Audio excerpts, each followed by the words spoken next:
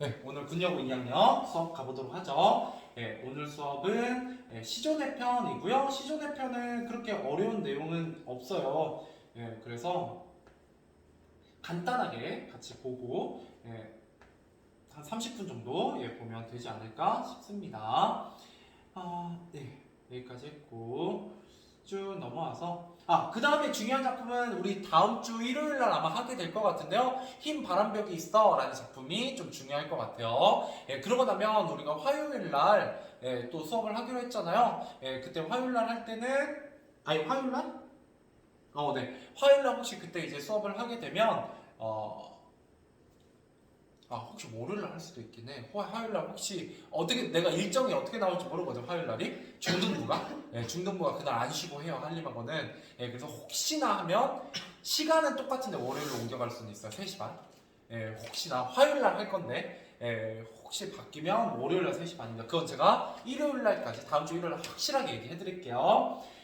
그 다음에 아무튼 그때 할 때는 광장이나 뭐 이런 거를 하나 소설을 하나 끝내도록 하겠습니다. 그날은 왜냐면 그날은 여러분한테 바로 다다음 날이고 다음 날인데 숙제를 또 풀어오세요, 문제를 풀어오세요 하기엔 조금 부담스럽잖아요. 그래서 숙제를 좀 대신에 곱하기 2배로 내주고, 왜냐면 작품을 2개 나가니까 2개 나가는 거잖아, 숙제가. 그죠? 그래서 일요일 숙제, 화요일 숙제 이렇게 2개 나가는 거고, 화요일 날은 문제풀이 수업 없이 소설을 쭉 기니까 하도록 하겠습니다. 알겠죠? 일단은 제 계획은 그래요. 자, 시조내 편 가보도록 하죠. 자, 여기서 여러분들이 공부해야 되는 거라고 했을 때 시조의 내용과 시조의 형식의 다양성을 얘기하고자 합니다. 자, 그랬을 때 여러분 시조의 형식은 크게 몇 가지가 있어요.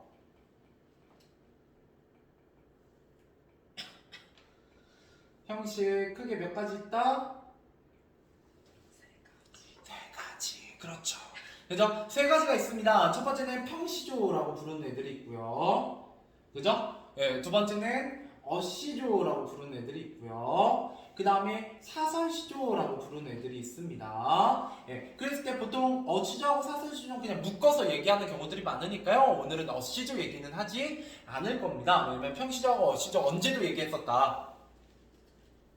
1학년 때도 얘기했었거든요. 그래서 1학년 때 했던 얘기들 좀 떠올려 보시면 좋겠고요. 자, 평시조의 가장 큰 특징은 뭐라고 보셔야 돼요?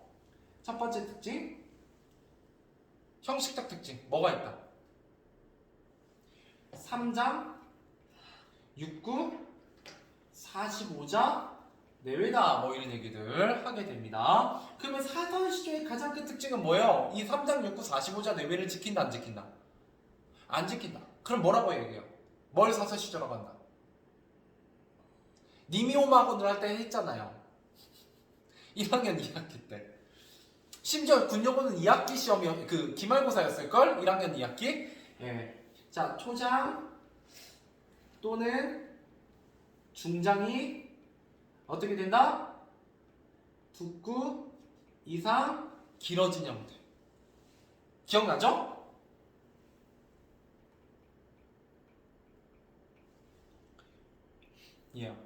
자, 그러면 여기서 공통 부분을 좀 얘기해 보도록 하죠. 자, 공통 부분은 뭐가 있어요? 시조의 형식적 특징. 일단 운율 형성 방법이 어떻게 된다? 겉으로 드러난다, 안 드러난다? 내가 고등학교 2학년 때 하는 거 맞지? 너네 이건 기본 내용이요. 자, 뭐냐면 외형률입니다. 이런 말 처음 듣는 거 아니죠? 운율을 형성하는 형식이 겉으로 드러난다 라는 겁니다. 그래서 이때 외형률은 크게 음보율하고 음수율이 있어요. 음보율은 몇 음보? 시조는 몇 음보? 4음보. 민요가 3음보예요? 네. 나는 그동안 1년 동안 뭘 가르친 거지? 라는 생각이 가끔 들긴 하는데 여러분들 이거 고3 때 또 나와. 그러니까 이게 기본기예요. 이건 기본. 솔직히 이거 안 써야 되거든 내가. 근데 여러분들이 이제 좀 기억하시라고 꼭 하고 넘어가는 겁니다. 음수가 뭐예요? 음수율 뭐가 반복됨으로써 운율을 형성하는 방법? 뭐가 반복돼요? 음수율은? 글자 수 반복이에요. 그죠? 그래서 몇 글자 몇 글자 보통 세 글자나 네 글자가 반복된다 그러면 3, 4조. 우리 이거 가사 할 때도 했어요. 송민곡 할 때도. 그죠? 또 정형시잖아요. 이때 정형시라고 했을 때 어떤 형식이 또 두드러지게 지켜진다. 아까 얘기했는데 창기파란가 얘기할 때 뭐가? 네, 종장의 첫 구절이 3음절로 고정되는 건 공통이죠. 사설시조든 평시조든 공통입니다.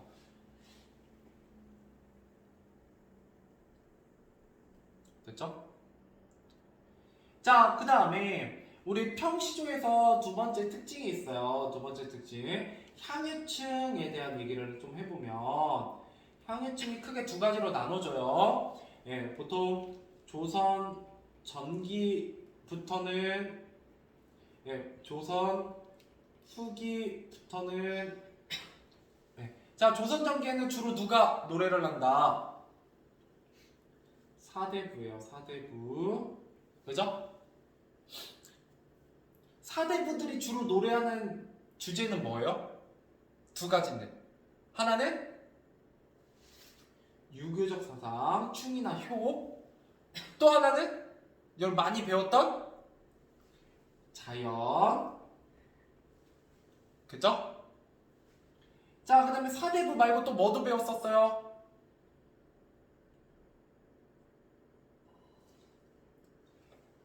평시조 많이 지었던 사람, 동짓달 기나긴 밤, 밤머리를 버여내어. 예, 저만 공부되잖아요, 그쵸? 저는 되게 잘 알고 있어요. 예, 기념문학, 그죠? 예, 기념문학의 주제는 뭐였어요? 이별이죠. 사랑, 이별 뭐 이런 것들을 주로 다루게 됩니다. 그래서 같은 평시조라도 누가 향유하고 있느냐, 예, 누가 주 작자층이냐에 따라서 다 얘기하고자 하는 바가 달라지고요. 예, 조선후기는 어때요? 작자 미상이죠. 주로 평민들이고요. 예, 그래서 크게 두 가지 주제를 갖게 돼요. 하나는 역시 사랑 노래를 주로 하게 되고요. 또 하나는 뭐예요? 어떤 실생활과 관련된 아주 진솔하고 솔직한 내용을 담고 있더라. 뭐 이런 얘기를 한 적이 있죠. 됐죠? 넘어가보죠. 자, 그러면 사설 시조는 어때요? 기본적으로 주 향유층이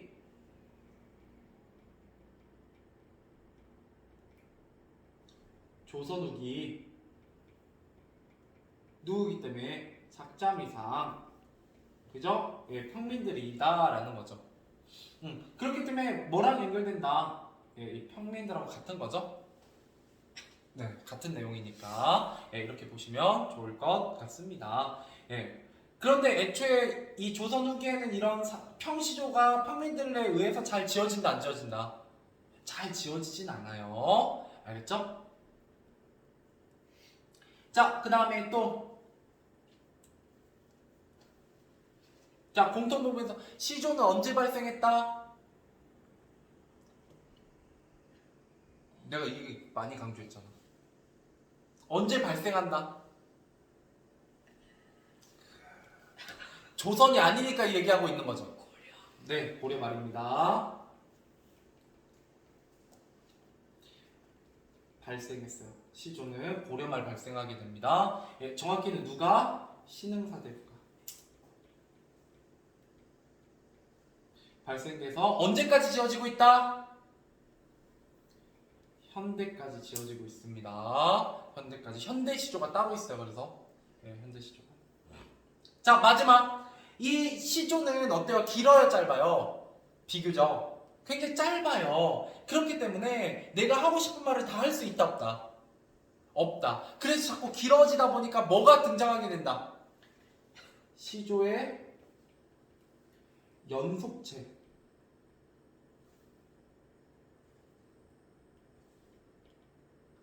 로 뭐가 등장하게 돼요? 조선 중기 정도부터 조선 전기의 가사라는 작품이 등장하게 되죠. 그죠? 이때 가사는 좀 조심해야 되는 게 예, 시조는 무슨 갈래지만 서정 갈래지만 가사는 무슨 갈래다? 교술 갈래입니다. 교술 갈래. 예, 가끔 이것도 시험에 나와서 물론 우린 지금 이번에 가사를 배운다 안 배운다? 안 배우지만 선지에 나올 수 있어요. 향가, 시조, 가사로 이어지는 우리나라 서정 갈래의 흐름, 전통성, 형식성 뭐 이런 걸 얘기할 수 있습니다. 알겠죠? 그러면 제가 지금 방금 뭐에 대한 얘기를 마쳤냐면 시조의 내용과 형식의 다양성을 이해하자라는 내용에 대해서 마무리를 한 얘기가 되겠네요. 자, 그러고 나서 여러분들이 여기서 공부하셔야 되는 내용은 뭐다? 화자가 추구하는 삶을 비교해보자 라는 거예요. 그러면 이 작품들마다 뭐가 등장한다는 거예요? 화자가 추구하는 삶이네요? 그러면 생각해보셔야죠. 아까 화자가 추구하는 삶의 모습이 드러나는 게 또 있었어요. 우리가 배웠던 작품 중에. 뭐가? 창기파랑과 잣나무가지 또 있었어요. 뭐 있었어요? 우리 배운 게 몇 개 안 돼? 또 뭐가 있어요? 고궁. 그쵸? 놀랍게도 이런 지점에서 이 시조 4편과 창기파랑가와 어느 날 고궁을 나오면서의 공통점이 발견되고 있다. 됐죠? 예, 이런 것도 좀 챙겨가시면 좋습니다. 예, 왜냐하면 학교에서는 그냥 설명만 하시지 이런 내용까지 엮어서 알려주진 않거든요. 왜? 학교는 문제를 풀게 하는 게 목적이 아니에요. 개념을 전달하는 게 목표지. 예, 알겠죠? 자, 가보도록 할게요. 여기도 또 나오잖아요. 그래서 향유층의 차이, 그죠?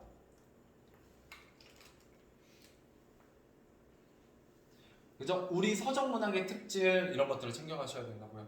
이 작품을 읽으면서.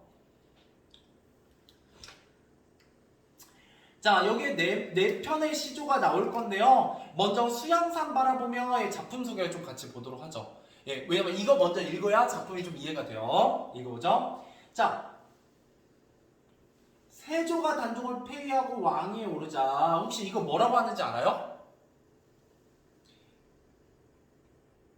계유정난이라고 부릅니다. 혹시 선지에 그냥 계유정난이라고 등장할 수도 있어요. 이걸 배경으로 하고 있는 굉장히 유명한 영화가 뭐냐면 관상이에요. 내가 왕이 될 상인가? 라고 얘기하는 그 사람 바로 수양대군이잖아요. 알겠죠? 예. 자, 그런데 성산문이 이게 이제 작자죠. 예. 이에 한과야 지은 뭐라고 부른다 이런 걸 절의가라고 부릅니다. 이때 의가 이제 의리할 때 의자예요. 예, 절자는 지조와 절개할 때 절자고요. 그러니까 결국 이건 뭐에 대한 노래다라고 하냐면 지조와 절개, 충에 대한 얘기입니다. 왜 신하는 2명의 왕을 섬긴다 안 섬긴다? 안 섬긴다 이런 얘기를 하게 되죠. 그래서 이 성산문이 대표적인 뭐냐면요. 혹시 들어봤어요? 사육신이에요. 세조에게 협조하지 않고 죽음을 택한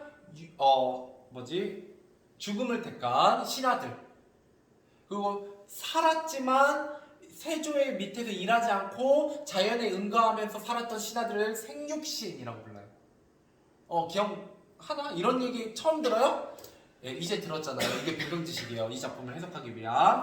자, 그 다음에 여기 보면 뭐가 등장하고 있냐면 이게 굉장히 중요한데 백의와 숙제, 고사를 이 작품에서 아주 중요하게 다루고 있습니다. 이런 백의와 숙제는 사람 이름이에요. 그래서 중국 고사를 인용하고 있다 이렇게 얘기할 수 있습니다.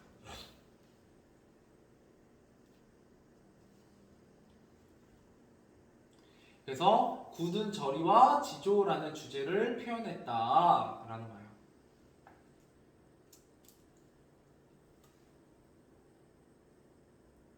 그리고 굉장히 큰 특징이 뭐냐면 원래는요 이 백의와 숙제라는 사람이 성산문의 처지랑 되게 비슷하거든요. 그러니까 백의와 숙제도 자기가 왕으로 모시던 그 왕이 폐위당하고 다른 왕이 들어서요. 근데 이 백의와 숙제가 굉장히 훌륭한 신하들이었기 때문에 새로 그 기존의 왕을 폐위하고 왕이 된 사람이 신하로 데려다 쓰고 싶어 했어요. 그래서 어떻게 하냐면 그 백야 숙제가 이제 산에 들어가 버리거든요. 야, 나는 여기서 새로운 왕을 못 섬겨. 나의 왕은 한 명뿐이야. 라고 하면서 산에 들어가서 나물만 캐먹으면서 삽니다. 근데 이 새로운 왕이 이제 백야 숙제를 데려다가 신하로 삼고 싶잖아요. 근데 얘가 나오질 않아요. 예, 그렇다고 막 윽박질러서 나오게 할 수는 없잖아요. 이 충신들을. 그래서 어떻게 하냐면 불을 질러요, 산에. 근데 이 백야 숙제는 그 불이 났는데 불구하고 그 산에서 내려온다, 안 내려온다? 안 내려오고 불타 죽습니다. 바로 이 백야 숙제가 그래서 쉽게 말하면 충신하면 대표예요. 일종의 대유법이거든요. 그러니까 예를 들어 뭐가 있을까?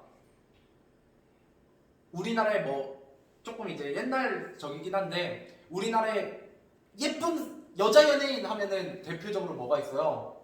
뭐 김태희 뭐 이런 식으로 그러니까 뭐 사람 이름으로 되는 경우가 있잖아요. 예, 그런 거예요. 백야 숙제가. 그런데 놀라운 사실은 뭐냐면 이 작품에서요. 충신으로 찬양받던 백야 숙제를 원래 이게 대표거든요.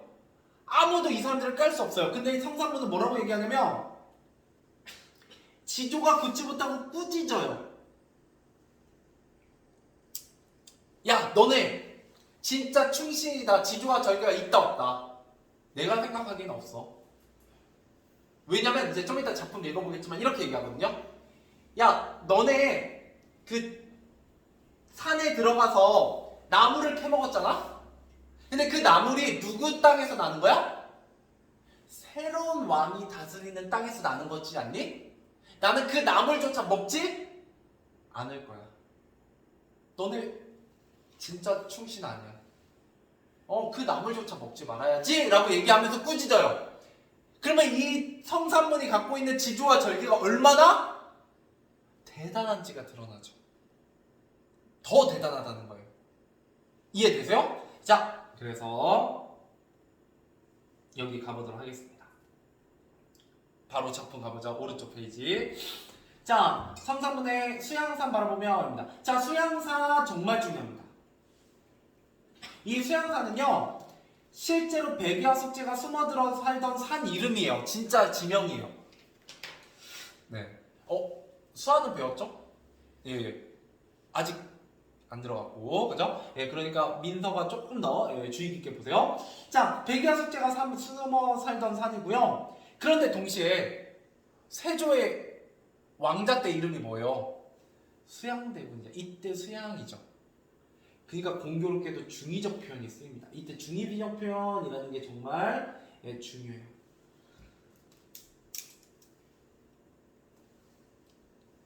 이해되시죠? 그러니까 수양산을 바라본다라는 건 두 가지 의미예요. 수양산을 바라보면서 이 백이와 숙제를 떠올리는 것도 되고요. 진짜 이때는 이제 중국에 있는 산이고 또는 수양대군을 가리키기도 하죠. 왜? 나 수양대군 너 섬길 거야 안 섬길 거야? 안 섬길 거야 라는 내용이니까요. 자, 이때 백이와 숙제이고요. 예, 이게 백이와 숙제로서 뭐예요? 고사인용이죠. 예, 근데 뭐 하고 있어요? 이 백이와 숙제를 하나노라 라고 얘기하고 있어요. 뭐 하고 있다? 꾸짖고 있어요. 야, 너네 좀 잘못했었어 라고 얘기하고 있는 거예요. 왜? 자, 굶주려서 죽을 찐들, 야, 배가 고파서 굶주려 죽은들 채미도 하는 것인가? 자, 어때요? 이때 채미라는 건 나무를 캐먹는 거거든요. 산나물을 캐먹는 거예요. 야, 산나물이라도 캐먹는 게 맞는가? 라고 뭐 하고 있어요? 의문형 종교론 의미를 얘기하고 있죠.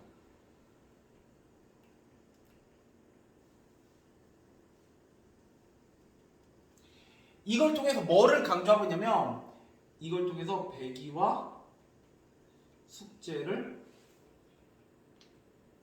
나무랍니다.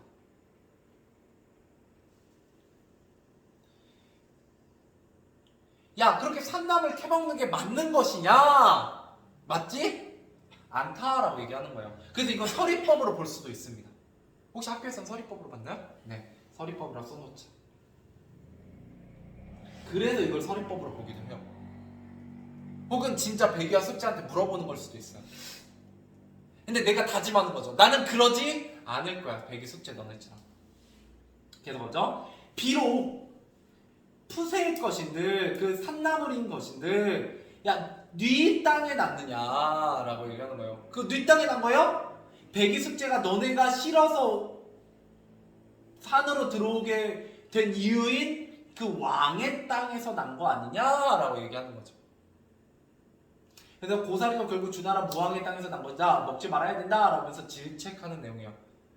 그러니까 여기에서 드러난 지조와 절개가 얼마나 대단한가를 느낄 수 있죠. 예, 실제로 죽기도 하고요. 자, 그래서 여기에 어때요? 정말 굳은 지조와 절개가 드러나요.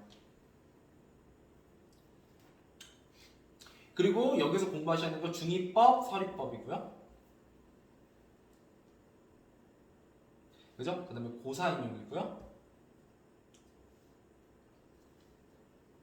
마지막으로 발상의 전환이 있어요. 원래는 백이야 숙제하면 아무도 뭐라고 하지 못하는 정말 대단한 지조와 절개의 상징인데 이 사람을 오히려 공격함으로써 내가 말하고자 하는 말을 강하게 얘기하고 있죠. 네, 좋은 심리. 이거 굉장히 유명한 시예요. 됐죠? 자, 두 번째 작품 넘어가 보도록 하겠습니다. 송순이에요. 혹시 송순 기억나요? 우리 배웠었는데. 초려삼간. 한 칸에 달 들이고 한 칸에 청풍 들이고 한 칸은 내가 맞춰놓고 강사는 들일 데 없으니 둘러놓고 보리라 라고 우리가 동시다 기나기만 배울 때 배웠던 작품의 그 송순입니다. 그러면 이때 송순은 뭐겠어요? 봐봐, 잘 봐봐. 이 성산문 사대부적, 유교적 주제적. 자, 이번에 송순이니까 역시 사대부적, 평시조적. 뭐 얘기하겠어요? 자연 얘기하겠죠. 초려삼간 얘기했던 사람이니까. 가보죠. 그런지. 자, 가보도록 할게요. 자, 이 시조는 송순이 고향인 담양에 내려가 면양정, 이래서 면양정가도 있어요. 굉장히 유명한 그 송순의 짓고 지내면서 지은 시조로. 이게 중요하죠. 무라일체, 안빈낙도. 딱 봐도 뭐에 대한 얘기다? 자연에 대한 노래다 라는 걸 볼 수 있죠. 자, 그래서 초장에서 화자의 욕심없는 삶. 욕심없는 삶이 바로 뭐예요? 이게 안빈낙도죠. 을 알 수 있으며, 그래서 이 욕심없는 삶을 드러내는 아마 그 보리밥 풋나물 막 이런 거 나올 거예요. 그런 거 알 수 있으며, 이는 중장과 초장에서 무라일체도 나오죠. 무라일체, 그죠? 그래서 조금만 구분하세요. 초장이 안빈낙도, 중장과 총장이 무라일체. 조금 구분하실 수 있으셔야 됩니다.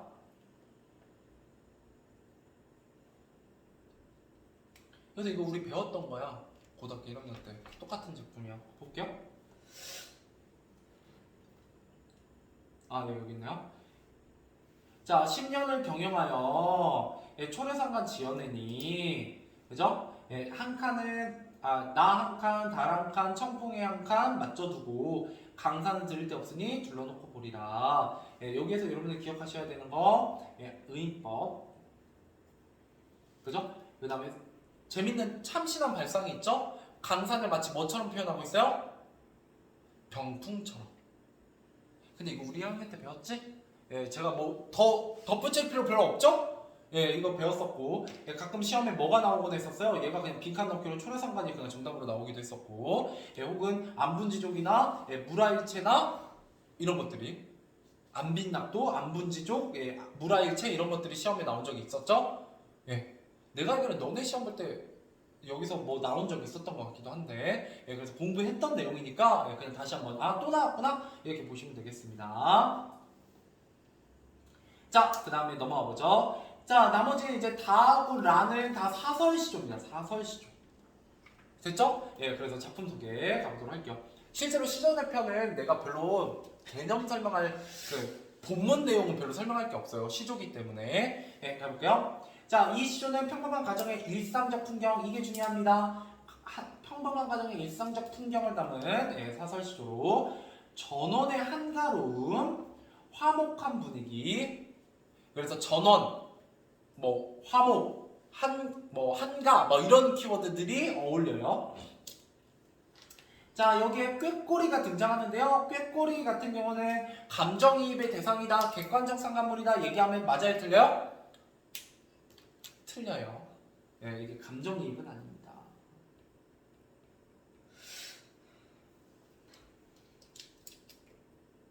소리가 나오니까 뭐는 있냐면 청각적 신상은 있다는 거 알 수 있죠?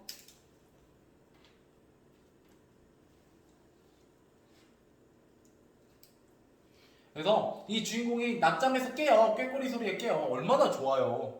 새 지저귀는 소리에 낮잠 자다가 깼어요. 그랬더니 중장에서는 아들과 며느리 어린 손자가 내 집 안에서 한가롭게 놀고 있어요. 너무 좋죠. 평화롭고. 자, 그러면서 종장의 아내가 간 익은 술을 권하고 있어요. 이때 간 익은 술이라는 부분에서 후각적 심상도 있어요.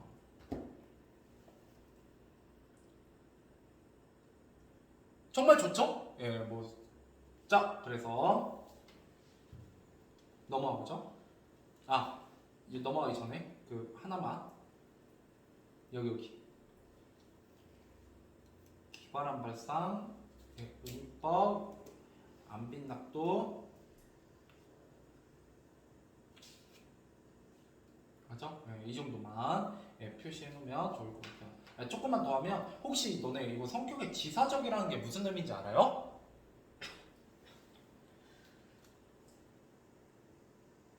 지사적이라는 게 선비적이다 라는 거고요. 지조와 절교를 지사적이라고 해요.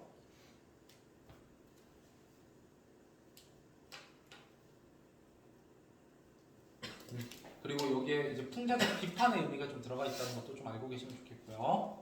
그 다음에 나에서는 전원적이죠.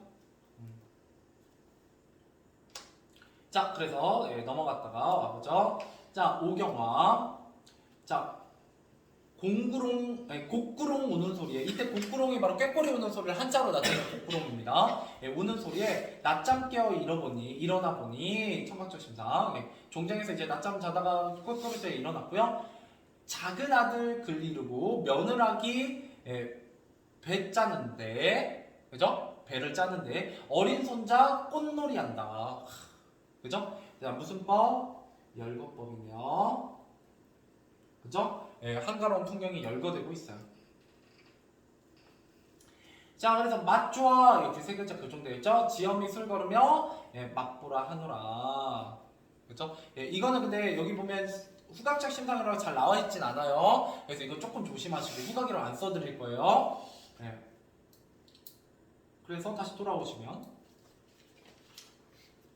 이것도 역시 어떤 풍경에 대한 얘기고요. 청각적 이미지, 열거, 그죠? 끝입니다. 시험에 낼 게 별로 없어요. 저도 설명드릴 게 별로 없고. 자, 넘어가 보도록 하죠. 마지막입니다. 자, 역시 사설 시조인데 드디어 뭐가 나왔어요? 이별 얘기가 나왔죠. 사랑 얘기 우리한테 흔한. 자, 그랬을 때 여기 보면 정말 중요하죠. 까투리와 도사공의 상황과 비교하고 있어요. 자신의 처지를 비교하고 있어요. 그리고 뭐가 쓰이고 있다? 과장내 극한성 과장법이 쓰이고 있어요. 그래서 드디어 사설시조에 뭐가 드러난다? 해학적 모습이 드러나죠. 자, 그러면 여기 위에서는 해학적 모습이 있었어요? 없었어요? 오경화의 시조에서는? 없었어요. 여러분 여기 보면 오경화라는 사대부가 썼잖아요. 그러다 보니까 여기에는 어떤 뭐가 없다. 해학이나 웃음 유발이 없어요. 근데 이제 이 밑에 가보죠. 이것도 좀 얘가 좀 시험에 많이 나오는데 나무도 바위도 없는 산에 숨을 데가 있다 없다? 없죠. 매개에 쫓기는 까투리의 마음과 이런 뜻이에요. 그러니까 이 까투리가 누구랑 같다? 나와 같아요. 이 까투리 어떤 마음이겠어요? 굉장히 불안하고 위험하고 그러겠죠. 내가 인과 이별한 마음이 그런 마음이라는 거예요. 좋다 안 좋다 내 상황이 되게 안 좋다라는 거예요. 예. 자, 대천 큰 바다 한가운데 1천석 실은 배에 젓는 노도 잃어버리고 닷도 잃어버리고 돛대도 끊어지고 돛대도 꺾어지고 키도 빠지고 바람 불어 물결치고 안개에 뒤섞여 잦아진 날에 자 이러면 이제 배를 운항할 수 있어요 없어요? 없죠. 아무튼 최악의 상황이죠. 열거법이고 과정법이에요. 이거 중요하죠.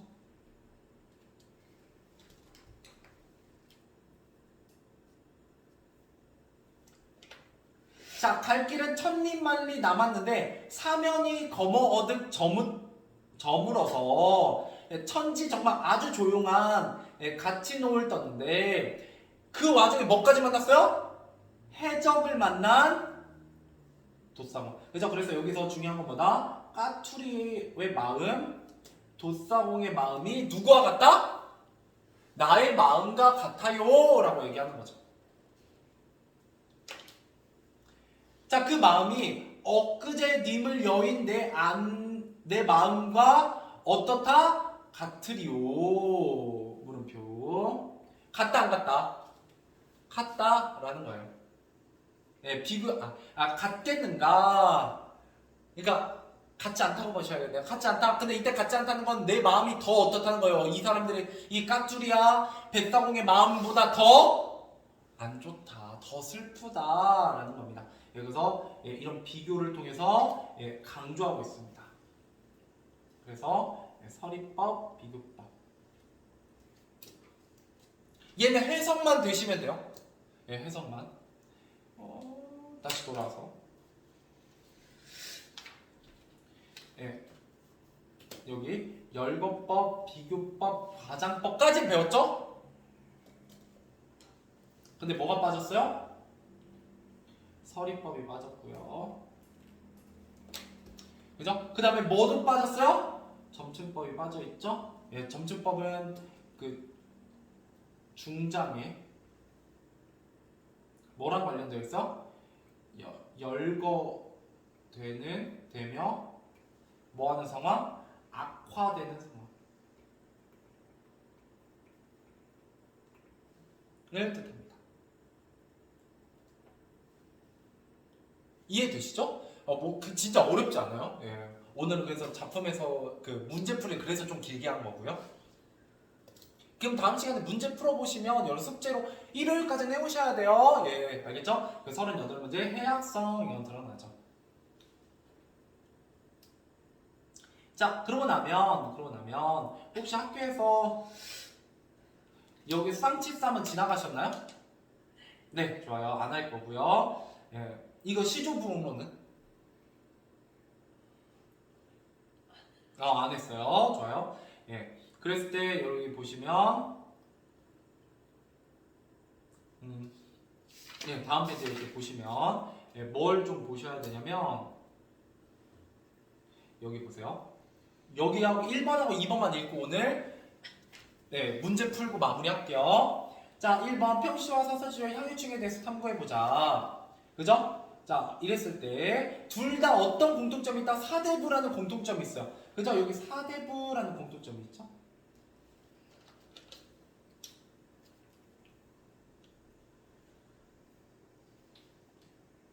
그죠?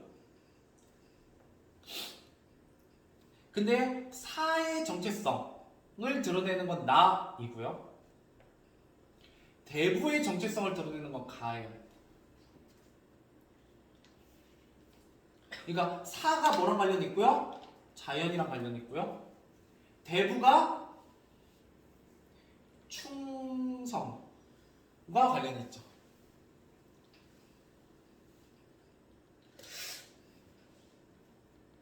충성과 관련이 있죠. 됐죠? 네. 헷갈리겠죠, 조금. 사하고 대부를 나눠서 생각해 본 적이 없잖아요. 그래서 이 작품을 비교하면 이런 부분에서 또 나올 수 있고요. 자, 그 다음 두 번째. 자, 다와 라 같은 경우 둘 다 사설시조인데 향유층이 같다 달라? 다르다. 예, 그죠? 다는 사대부가지였고, 예, 라는 작자미상이에요. 자, 이랬을 때, 자, 이거 뭐죠? 사대불들도 사적 용관에서 본능적 욕망을 표출할 수 있다. 작가가 밝혀져 있지 않은 것은 그 내용상 익명성이 필요했기 때문이다. 따라서 사대불들도, 예, 사대불들도 사설시조의 향유에 참여했을 것이다. 라는 거죠.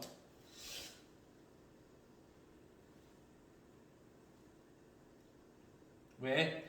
인간의 본능은 계층이나 신분간의 차이 없이 상관없이 내재하는 것이며, 예, 사대부들은 자신의 감정과 본능을 충실하게 표출하기 위해 사설시조의 향유에 참여했을 것이다.